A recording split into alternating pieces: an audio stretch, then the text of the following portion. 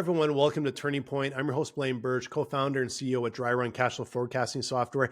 And joining me today is Mandi Gunsberger. Now, Mandi is a founder and CEO of 4 businesses, including founding Australia's largest digital media company for parents, Babyology.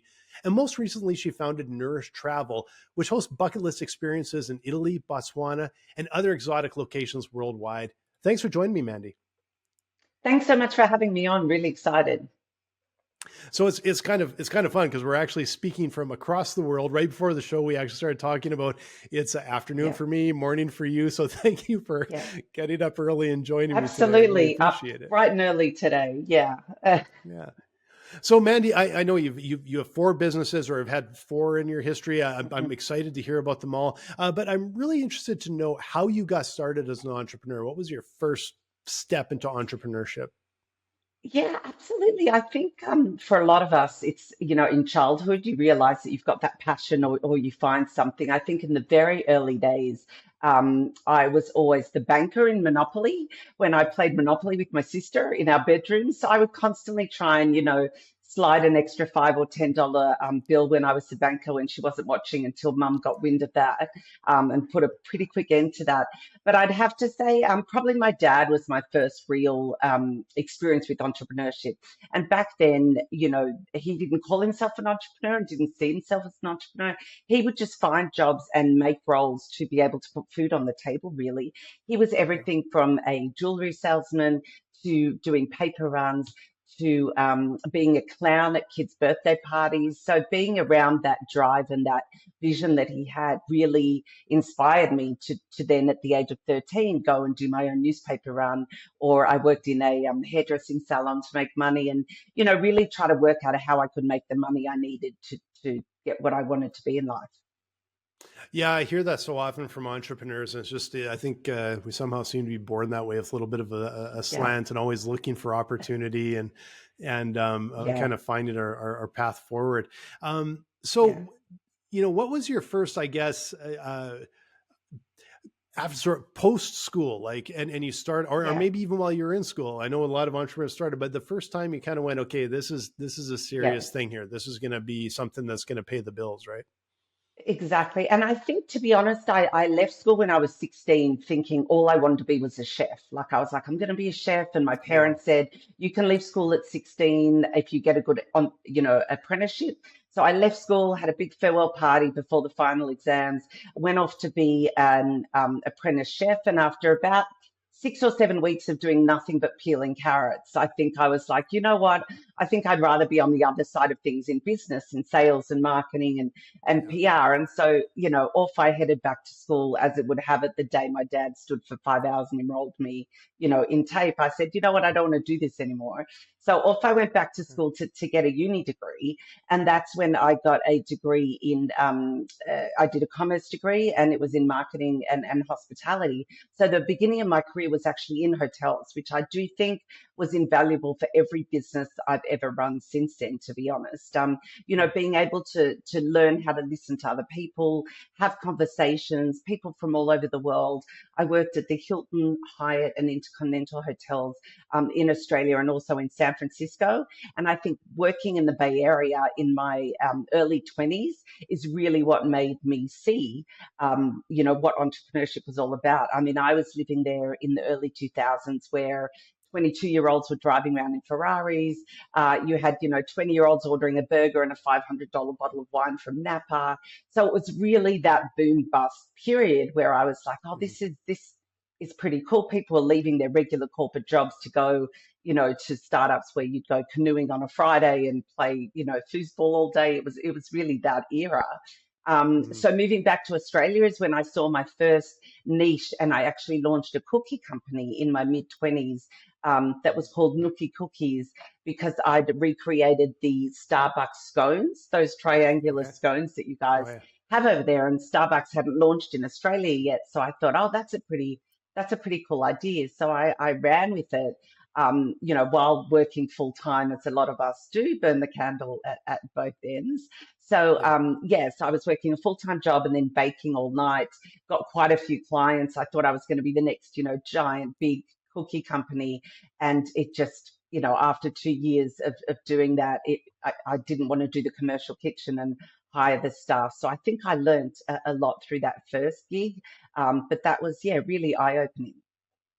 So this is interesting because I've never done a like Mm, kind of that sort of product company, and I'm always really interested in some of the mechanics of it. So I just want to dig in a little bit yeah, there. So yeah. you mentioned like there, I'm always interested in how you got sort of those first clients, and then how Mm. you started to develop the processes in the business to just actually create, deliver. Like, what were some of the things that you sort of dealt with in that first endeavor? Absolutely. And I think, being in your early 20s and not knowing any better, you just dive in, which is a blessing because if I'd known now what I know about running a cookie company, I would have never done it. So, Yeah. so the first few clients it was all for me and always has been about hustle. I'm good with people. I'm a connector. I'm a salesperson through and through. So really, I pounded the pavement in my local area to, give samples to cafes.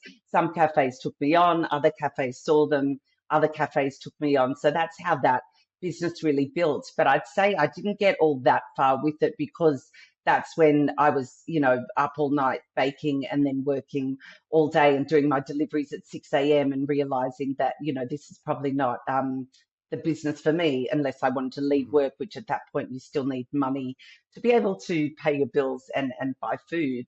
So Yeah. yeah, so I didn't really get a lot of processes done with that, and quite quickly moved on to my second business, which was already in the service. I think I was like, no, product is not for me. So then Yeah. I moved on and I built a relocation company because we'd been relocated to the States and back, and it was done very poorly, and all of a sudden, and that's what I do. I see a gap in the market and I run with it. Yeah. So I thought, oh, maybe I could do that better than other people. So again, I launched into this service-based business, which was the next few years, which I also learned a lot out of that. It's yeah, and it's amazing how each of those experiences you learn so much from it. And I'm assuming like even in the cookie company, Mm, you're just at that point where it's like, okay, there's going to take a lot of capital, and I have to be able to work, kind of on my business, not in my business, sort of idea. Like, yeah. you have to get those resources right away um, Mm, to be able to do that. Service businesses aren't like, because I had a service business for over a decade, and a mm, creative agency for over a decade, and yeah. it's a little bit like it's a little easier to I think to sort of manage and get those clients in and do the service work and grow and then start to expand than I imagine doing a product company, because Yeah. there's just no wiggle room. You have to create your product over here, and you got to Yeah. do everything right. Exactly. And you've got to have enough product. You've got to have the right product. You waste money because you have too much product. Yeah, it's very different Yeah. to being able to do service. But the issue I found with this service business, I then moved on to my big service business after this, but with the relocation company, it was all about people, right? So unless you can Mhm. find the people with as much care and support and nurturing as you can give, it's very hard to recreate yourself over and over again. So I Yeah. think that was the struggle I was finding. Again, had big clients. Relocation's one of the most stressful things you can ever do. So you've got to have those really nurturing people. And I struggled to Mhm. find the people that could recreate that. So that's when I was like, okay, this is not for me. But I do think those two businesses where I failed was really the lead up to my next one, which was Babyology, which I launched, when I was 28. So I'd had a few more years experience.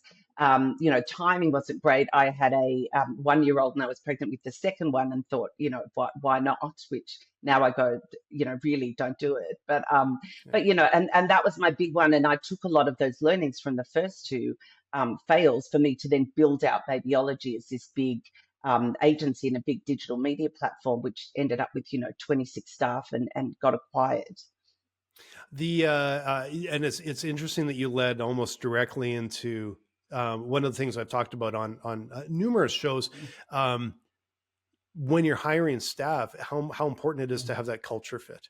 That is just 100%. so critically important and hard. It's really hard, Mm, because then it's like, well, sometimes you need someone that can do the nuts and bolts, like a task. They have to be trained for it, or whatever. You can't necessarily train everybody for everything. Sometimes the skills they need are too high. But you really need that culture fit. And a lot of times when even if I've had a hiring's gone wrong, that's where I kind of slipped a little bit. I kind of overlooked Yeah. things because the skill seemed to fit, but the culture wasn't Mm. right. Um, how did you Yeah. like, again, moving, like, again, those really good experiences with the relocation company, but now Mm. you're launching Babyology and you're starting to, I'd love to hear how you sort of got that going, how you started that whole thing, but, Absolutely. how did it also work with the staff and as you expanded?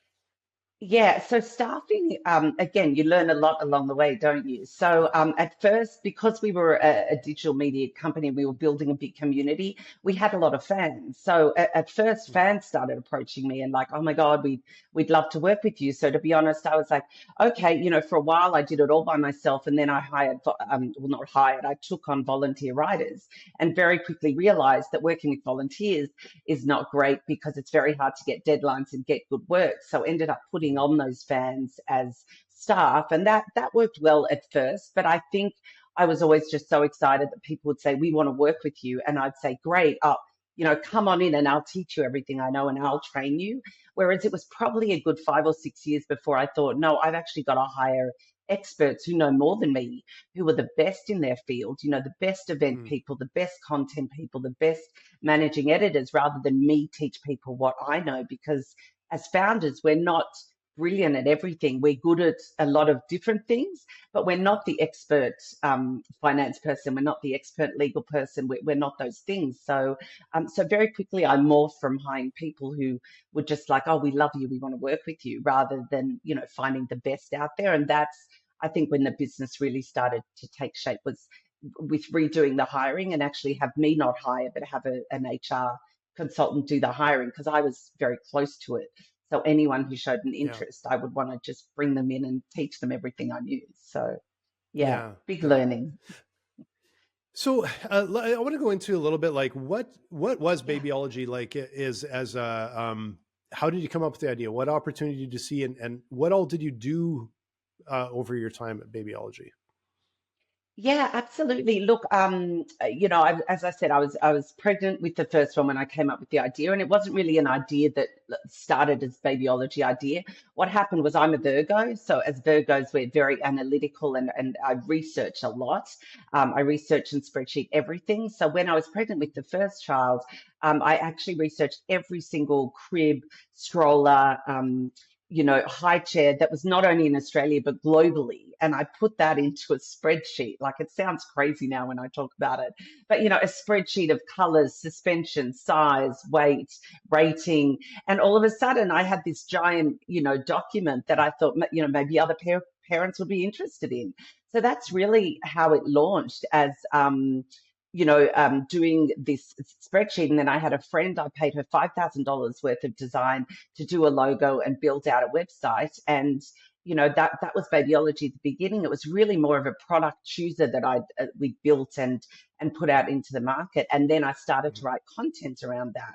And so that was around 2007, where blogging wasn't, no one even knew what a blog was. So it really launched as me writing content about products and this product chooser on the side, and have building a community around that. So I would Mm. just, go to the trade shows, and this was globally. I used to go to the big ones in Las Vegas as well, and all over Australia, and try and explain to people, that a blog was, if they advertised, it was, they could track it all. It was achievable versus radio or magazines at that stage, where you put your money into and you didn't know what Yeah. you were getting. So yeah, the measurable fact was what started to get people to say, okay, we'll come on and we'll do a certain amount of page impressions, and we'll see how we go. And these were all quite small advertisers at the time, but it was just me. And I think we managed to build quite a large business with just me at that point, due to a lot of the automation that I used and that we built. So a Mm. lot of it was automated from a client inquiry that went through to, what they could take, putting their assets online, going live, invoicing. Everything was working with each other. And same with the content. People would apply for content, load their images, do all of that. So it became a business that I could run quite well just with me at the beginning. Hmm. And it's interesting because it's so often, um, business ideas come from, sort of in a way solving your own problem or seeing that Yeah. opportunity and solving your own problem. And Mm, it's the same thing where Dryrun came from. I was doing cash mm. flow and sales forecast and everything in spreadsheets, and I went, this is ridiculous. I gotta, you know, Yeah, gotta build something better to. Um, so exactly. but there, when did you sort of realize or decide that, okay, I'm doing all of this. Mm. I got to start adding some resources here so I can expand or I can grow or take hold of this opportunity that's there. Yeah. Look, I think it's quite good, what you don't know, you don't know. So for the first 2 or 3 years, I was head down and I had two metrics that was all I cared about. Every morning I would wake up and check the analytics, and if more eyeballs and more people were reading my content, tick, and if more money was coming in from advertising, tick. So it really wasn't, I didn't have a business plan. I didn't have a way forward. I just thought I was running this thing on the side while raising two girls, writing content and bringing in dollars. And I think I would talk to anyone, as we do, and tell anyone what I was doing. And, whether it was on an airplane, talking to someone, or, one of my biggest wins, I think, was one of my major mentors in life was in a cake baking class. I was chatting to someone about this amazing website I'd built and this content platform, and I had, 200 people on it, and wasn't I incredible, et cetera, et cetera. Anyway, she ended up being the general manager of a huge publishing company, owned by Murdoch in Australia. So she was really she gave me a card and said, why don't you call us tomorrow? And I did a content partnership with them. So that's what helped me spearhead to the next stage, was really getting out there and sharing our content and being linked back to and all of that stuff. But so I think it was at that point that I thought, I'm better off in the sales and the ambassador side of things and really pushing the business and getting writers to do it. I was still the managing editor for probably much longer than I should have been, because I didn't want to let the content go, because that was the business. But eventually we Mhm. ended up hiring a managing editor, building out a whole content team, having an events team, having, also, and I'll talk about that, how we pivoted into different spaces in a minute. But yeah, that's really how it grew. It grew organically with me just focused on those two metrics, head down. And it wasn't until I think an advisor approached us, 4 or 5 years in, that said, you've got 1 million fans on Facebook and you've got 1 million people coming to your website. It's turning into quite a big thing. What's your plan? And I was like, I have no plan. I'm just going to keep doing what I'm doing. Well, and that's, yeah, that's a nice way to have that sort of organic growth, right? Like, Mm, you know, I know I've seen numerous times over, and so many other entrepreneurs I've talked to. It's like organic growth is unbelievable, because mm. when you try and just buy growth, it rarely works. It's a great way to burn a lot of money really quick, It right? So is. that's Yeah. amazing to have that sort of traction and be able to almost be like, yeah, I'm going to grow because we have to serve all of this Yeah. audience that we've built. So Yeah, yeah, you and so I that think that's part of it, is to find the market, find the people, and then they'll come. If you've got yeah. good content, or if you've got a good product, or if you've got a good service and there's a big market, often it can happen quite organically. And this was in the day where we weren't even paying for Facebook ads or anything like that. It was all just, happening organically. And Mhm. people often ask me about how you would do that now. And I think social media is a whole different beast now, and that was then. So, you've got to Mhm. try very different things these days than you did 2010, 11, 12. Yeah, it's amazing how much has changed in the last 10, 15, 12 years, sort of thing. Like Yeah, from social media, SEO, it's just, man, over the last 5 years, everything. it's flipped over, and it's probably going to change even Mm, more in the next five, which makes it a real challenge for business owners. Um, absolutely. so you have this really, you know, solid traction. You have some partners in Hmm. place, and now it's like, Hmm. okay, there's more opportunity out there than just content, because I know you Yeah, started to allude to some of the other things that you know, events and things yeah. like that. So how did you find those other opportunities, or spot them, and how did you actually like mobilize? How did you get those actually moving? Yeah, absolutely. So once we had the big audience and the big following, it was then about, we were getting ad dollars in, and that was it. And that was quite scary, in that, at any point, and again, those social platforms pretty much own you, because if Facebook Oh, changes an algorithm or whatever, yeah. that's your market, that's your business. So we were Mhm. like, how do we keep these people? How do we engage them? And what else can we offer them that they would want?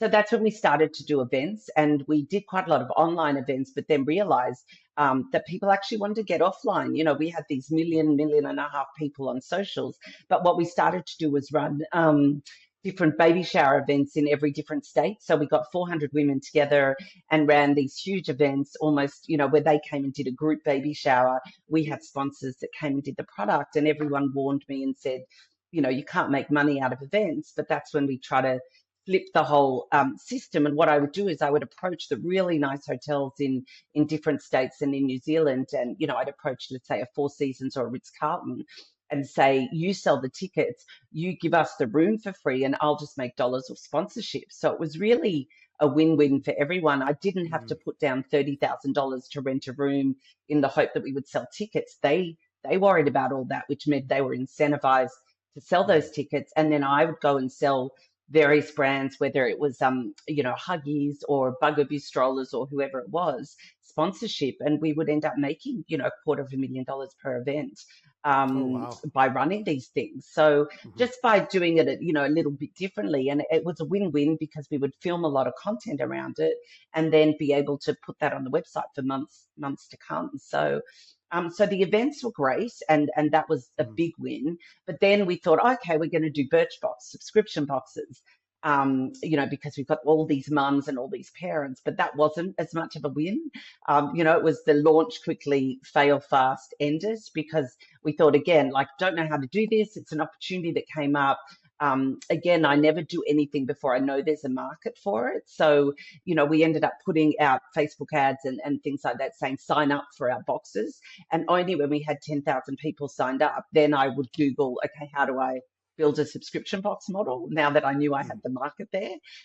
Built it, got the money in, and then it became really, really complicated to do a product business. So it was not nowhere near as easy as doing content, because after the first few boxes came out, everyone then had a boy, a girl, different age groups, twins, kids that were allergic to things. You couldn't just put a box together and send it out. It had to be personalized. So that became a lot harder to manage. So yeah, we lost quite a bit of money on that one.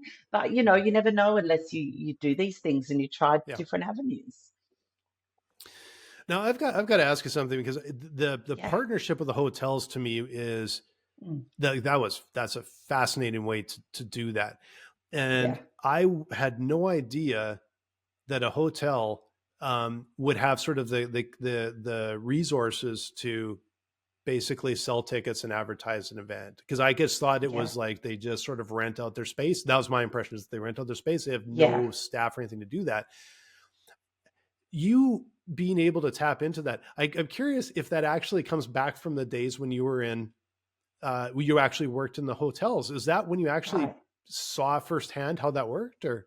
No, and I think generally hotels aren't able to do that, but you've got to remember we had a massive platform that we would offer them.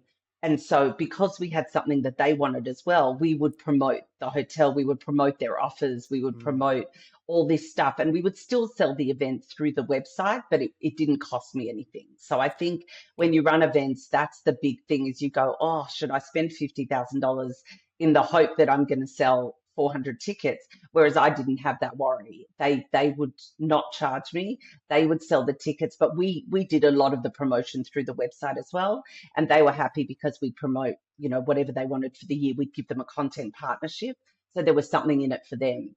I think if you don't have anything in it for them, they would be like, no, we want the $50,000, because, you know, they don't know if they're going to sell the tickets. But with us, they knew they would. And that even if, you know, they didn't sell as many as they wanted, they were still getting a content partnership with Babyology. And we had a travel section, you know, we had all these things that fit in with them. So yeah, it definitely wasn't my initial hotel background that gave me that idea. It was more this is what we can offer you. Please don't charge me, and I'll put that onus on you to be able to sell the tickets. Yeah. So that's even more interesting, because then it was you just basically identifying that they have a stake, like they have some real benefit, and you can both win. And again, it's like this partnership. It's like it was a great partnership and made it work.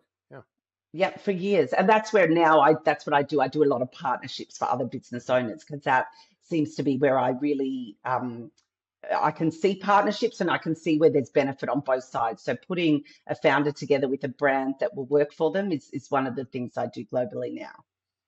Okay, and that's really interesting because that's a lot of Mm. entrepreneurs I know would overlook that. I would overlook that, like Yeah. to be able to Great say way to like, make revenue. Well, it's yeah, not even making revenue, but it's spending less. So if you can spend yeah, less, you're essentially making more money. So yeah, and lowering risk significantly because it's yeah. not cash out of pocket ahead of time. That's really interesting. Yeah, and I mean, again, it Yeah, came from a need. At that point, I was like, I don't want to spend $50,000 to see if this idea will work. So let's yeah. see if we can get someone on board. And we managed to do that in every state. So we had a great partnership with both Four Seasons and Ritz Carlton. Hmm. So to be able to, like you said, you had events in all these different states, and that, how did you manage basically planning and having these events all these different geographic regions? Like were Yeah. you hiring people locally? Did you have team members that were going out there? Were you going out there for each event? How are you actually managing that level of complexity to have events everywhere? Yeah, it was pretty crazy.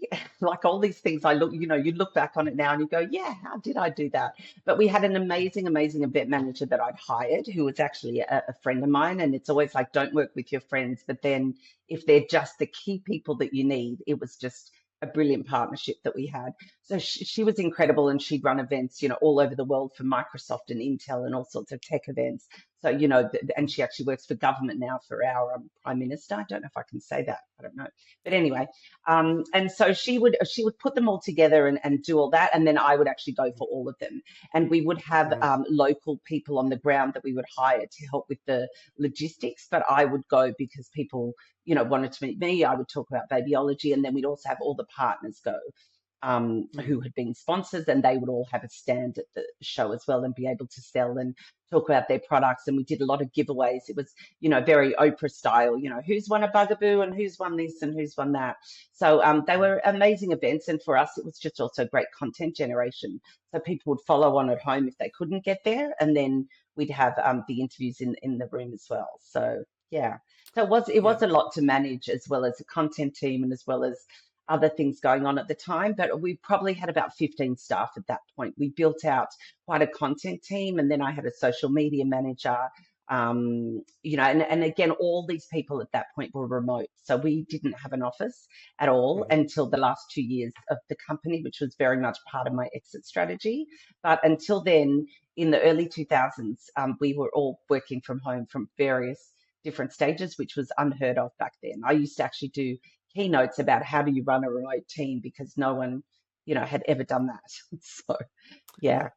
Yeah, what was so normal now is was Mm, really different back then. And I know in my previous life, I had like an office and offices and people, and it was and when I sold that company and started Dryrun, I intentionally set it up all remote. And I'm like you, I was pretty early for that. I was like, yeah. I think when I sold that company, it was 12 or 13, something like that.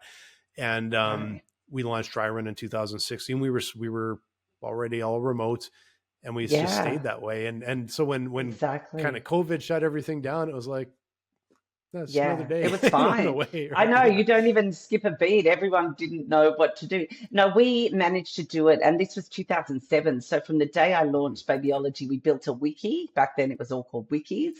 So it Yeah. was really our online Bible of absolutely everything and anything to do with the business, so that anyone could work any hours they wanted and wouldn't have to ask us. Anytime I got asked a question or anyone got asked, we'd say check the wiki, and if it's not there, let's add a section. So we ended Mhm. up with this giant, giant online document for the business that was, over 300 pages by the time Oh, we wow. sold, which was to a benefit. That's what really got us the acquisition that we got for the company because they had everything they needed to the point that Mhm. the day we sold, I didn't work there for a day.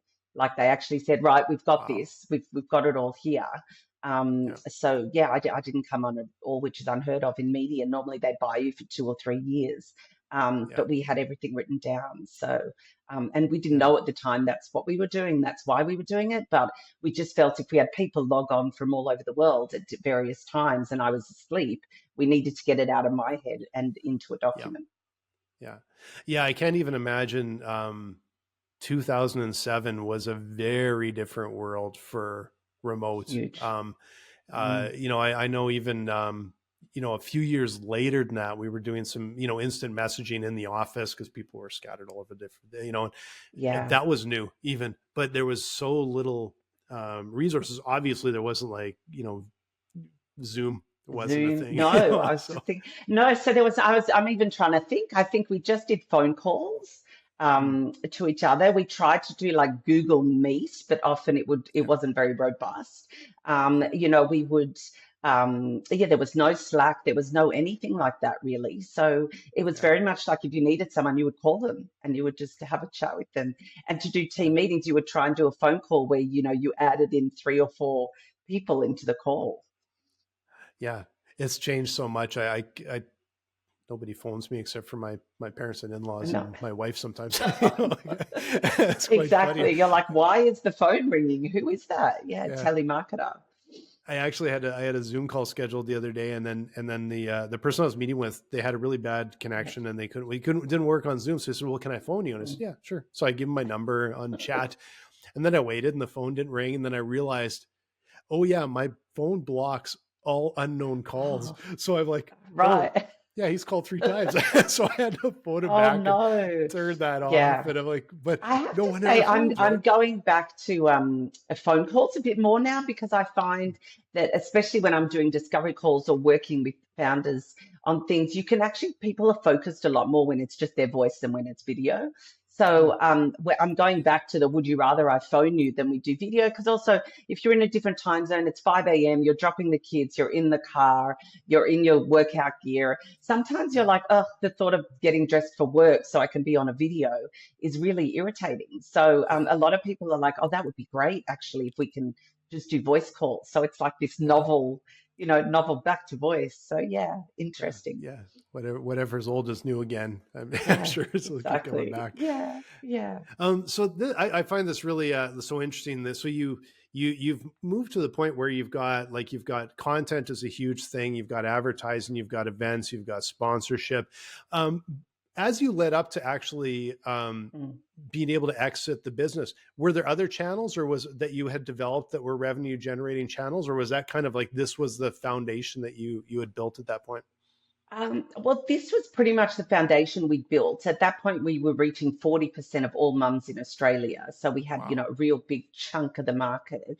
Yeah. And I think, it was quite along the way what I'd done, especially with that partnership with the big publisher, is I kept checking in with a lot of people who could potentially acquire us along the way as we would try and do new things. So, when I would launch the subscription boxes and then I'd go back and a year later have a chat with these big players who might acquire us. I was always talking to like Johnston Johnson and just, I had good relationships. That's my Mhm. thing. And so quite often they'd go, actually, no, like, we're not interested in boxes or we'd be more interested in this because I thought there's no point in spending years building out an extra arm, which then actually devalues what someone Mhm. wants to buy. So I was Yeah. very specific in what revenue streams we would introduce, knowing that they might bring the business benefit and make it more valuable down the track, rather than you go this way and they go, actually, you keep that, and you're like, I don't want to keep that. I want to get rid of the whole thing. So, Yeah. yes, it was all very tried and tested. As I said, I always tested things or made sure there was a market before we left, because otherwise you can waste 2, 3, 4, 5 years. You would know, you go the wrong Yeah. direction and you realize you've just wasted a lot of time and money. So, Yes, I'm familiar with it. yeah, And which we learn familiar from with all the of that. feeling when Yeah, it's going the right way. Yeah, it's yeah, this is how you learn, and this is how you I always say it's like it's not someone mm, can't even sort of necessarily tell you something. It's when you truly understand it. You can feel it in your yeah. core because you've Mm. experienced it. Yeah, Um, and let's face so it, people can tell you things and you completely ignore them as well because you think you know better. So you're like, no, no, this is that's this is going to work. So, Yeah, that's absolutely true, especially with entrepreneurs. And mm, granted, like over the years, I've also found that when you have advisors, it's like some of their advice is amazing and it's a complete shortcut, and other advice could literally kill your company if you follow through on it. And it's absolutely. hard to determine what the difference is at the time, right? It's Yeah. usually in No, retrospect, you know that. couldn't agree more. I could name some advisors who were like literally saved our company and were be all and end all, and then others, you ended up getting legally extrapolated from, because you're like, no, this is not a good person. So, and again, being a female in business, you've got to always watch out. You've got a lot of people coming out of the peripheral who want to help you, and you've just got to make sure it's the right help that you need, it's the right finance that you need, it's the right Mhm. advice. So, yeah. Yeah. Yeah, it's a massive challenge. So Mm. now you've built up this company. You've got an opportunity to exit. I find it also so insightful that you were basically, like you said, developing relationships and setting up this potential to exit well in Mm. advance, and Mm. which is hard to do, but it's worth the time and effort, because obviously that worked out Yeah. really well for you. So tell Yeah. me a little bit about the path of actually finding that partner, or that exit, and how that Yeah. all sort of came to fruition. Sure. And I mean, it's definitely not a smooth road, and I'm an open book, so I'm always there to share the terrible, awful stuff as well, because I think, a lot of our stories, sound like amazing and great, and as entrepreneurs, they're not. So yeah, so I think I'd started to extrapolate out the fact that I was, we had a remote team of 20 people at that point, and that this business wasn't sellable. You can't sell it when you're every single person in the company, and your head of sales is in a different time zone and whatever. So that's when we really came into an office, and I had to get an office at that point so that we could, Mhm. get a general manager and get all these people in, and start building it out. And I wasn't, everything, so I could walk away. So that Yeah. was one thing we did. And then the other thing was, I wasn't actually looking at selling at that point. I was actually going to raise capital. So I was trying to raise quite a bit of capital, which, if you've ever done that, or I'm sure you've spoken to people who've done that, raising capital while running a business is one of the most horrific experiences of your life, I because know you well. spend hours and hours and Yeah. hours selling your soul with investors and VC and whatever.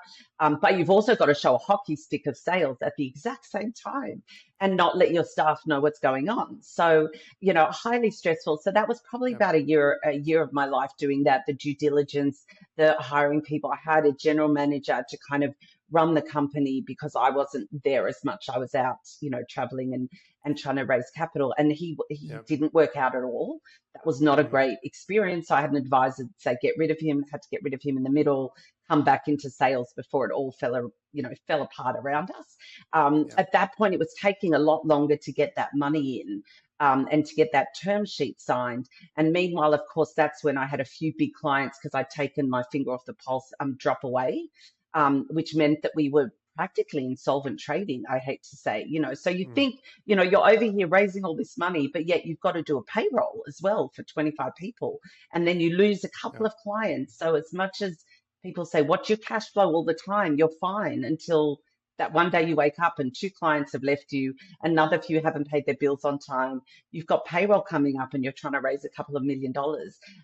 It's not an easy place to be, trust me. Yeah. So I was really holding on until that term sheet would come through. And then what happened, of course, is one of the people that put into the term sheet decided, actually, we might be interested in an acquisition. So literally back to the start of it all with acquiring, back to due diligence, back to pounding the pavement. And it did work out, that acquisition, but we were so close to not working out. I borrowed money from family and friends. I borrowed money at very high interest rates just to keep us ticking along, because, due diligence and money coming in takes a very long time, and it feels Yeah. like an eternity when you're there looking at the numbers. So yeah, so Yeah. all worked out in the end, but yeah, it was not an easy 2-year period to go through. And you've got to keep those Mhm. clients coming in, keep the investors happy. So yeah, so it's a great end of story, but there were times there where I'm like, right, we're literally going to end up losing everything. So Yeah. yeah, not great on the adrenal fatigue system. So, Yeah, no, I know well, and as you're telling those stories, I'm like I can feel it just up the back of my neck, because I'm like, yeah, I can relate to yeah, so much of that, and so many entrepreneurs that yeah, I've talked with can too, yeah, because from the outside, the story is always like, well, you started a yeah, business and it went yeah, great, and then you sold it, yeah, and from the inside, it yeah. was like, just Not at your all. And I nose is think we need to be bleeding, you're able to bloody, share. Yeah. You need to be, half the time you're lying in a fetal position going, my God, why on earth am I doing this? But then other days you're completely euphoric and going, this is the best, best thing in the world. I'm so excited with Yeah. my life. But you really have to be able to have the thick skin to get through all those phases. And I think I still Yeah. get post-traumatic stress thinking about that period in my life. Whereas, all the magazine articles and newspapers are like babyology overnight success. And it really Yeah. irritates me when it was 11 years of your life. It's not an Yeah. overnight success. It had a lot of issues along the way, a lot of pivoting, a lot of, ups and downs, but they don't want to cover that. They want to cover all the No. shiny big stories.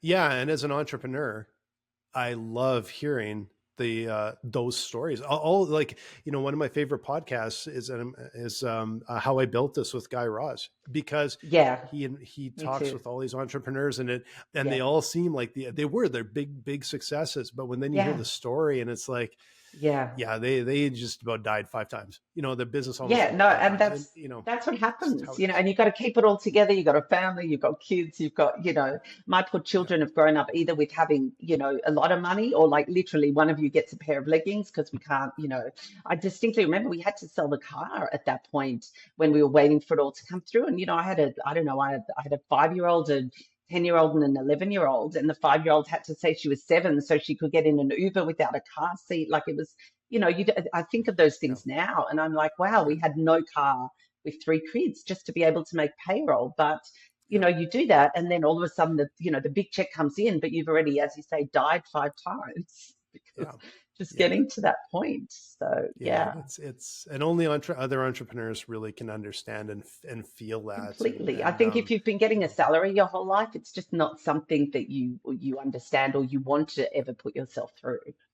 yeah, I think people like you and just not go blank. Like, I don't even Yeah, understand what you're talking about, and it's like, well, yeah. that's Like that's why? kind of the Yeah, norm, right? That's just what yeah, happens, exactly. especially in a high growth business where you're looking for an exit, and that it's such a Mm, different world, right? Um, yeah. so now actually, like, so you've exited that business, and Hmm. you're like, okay, all a lot of that hard work, there's that really Yeah. nice payoff at the end, but now it's like you What can sit next? back and go, okay, well, now I'm just going to hang out on the beach, which you guys are Yeah, lucky to have in Australia. Don't have that much in yeah, Canada. yeah. But I know. so what I'm was I'm next and about four why next? minutes from the beach. I'm literally Oh, 4 minutes from Bondi. that's awesome. I love Yeah. hearing that. But no, but Yeah. amazingly, you do think you're going to sit around and you're going to lap it up for a bit. I reckon it was probably about 2 weeks before people were like, well, what next? What are you doing now? What are you doing? What are you doing next? So that starts Yeah. to grate on you. And I have to say, I came out pretty broken as well. Like after 2 years of due Yeah. diligence and all of that stuff, we were pretty tired. So that's when the next business kind of came about, was because what we did, it was incredible. We moved our family to Tuscany for a year. So we thought, okay, I'm going to take a year. I'm going to do some consulting on the side. We're going to put the girls in school over there, and we're just going to have this bucket list year. I'd been talking about it for years and years and years, and we could never quite do it. When we had the Yeah. business, we didn't have the right staff to, I'd try and go away to Fiji for a week, and you'd still have to do payroll and business calls and whatever. So I was like, no, we've got to sell before we do this. So we went over and it was, absolutely incredible. We lived in Siena for a year. My kids went to the international school and I was meant to take a break. My husband was doing consulting. And of course, as you do, I meet a lot of entrepreneurial women in Tuscany and we end up forming a group of women and we start to talk business and we actually ended up doing a project with the mayor of Siena on environmental plastics, and we're still working on that at the moment. And no, I don't speak Italian, but you use your hands a lot. So that was all fine. But yeah, through this women and this network and my love of Tuscany and the way the Italians look at life versus the way we as entrepreneurs look at life. And just quickly to tell you, like I got there and I'd go for meetings, and in Tuscany, you have one meeting a day. One meeting, that's it. That's your day. You Wow. arrive, they want to get to know you. You have a nice long coffee that maybe turns into a lunch. So, I was setting up my days with like a 10 o'clock, a 12 o'clock, and quite quickly realized that's not the way they do it, because they also go home, they have a siesta. They really know how to enjoy life and to live life. So I think Mhm. that's when I thought I really want to share this with other people around the globe. So that's where the whole Mhm. Nourish Travel concept came from when we came back here, just before COVID, and then our borders were closed. I started to think, oh, wouldn't it be amazing to be able to travel again and go experience these incredible places? And Hmm. that's where Nourish Travel came from, my network over there, and just the amazing things that Tuscany can do to your system if you're there just for a week. Like a Yeah. week is all you need to really decompress, renew, refresh, and come back feeling really inspired with life, and not in a business way, but just in a personal you way. Yeah.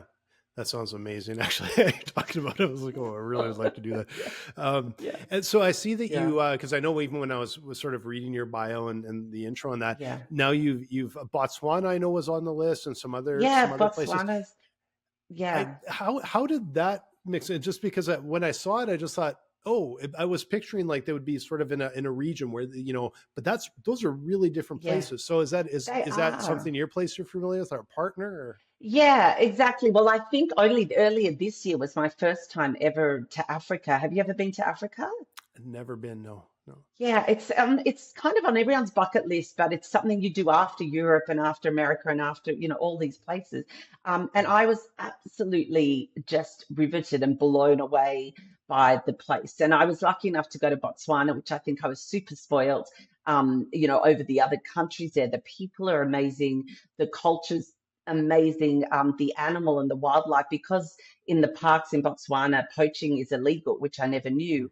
The animals are very relaxed and very, your jeep comes along on your safari and they don't scatter, they actually come up to you. So, just having that experience was as mind blowing. So that's become another right next year. We're going to Botswana. So I think it's about finding places all over the world that really just give people these experiences and give mhm, people, opportunities to connect with other people and connect with whatever's there. Tuscany, it's all about, nature, food, wine, hot springs, sunsets, walks, whereas Africa, it's all about the animals, the earth.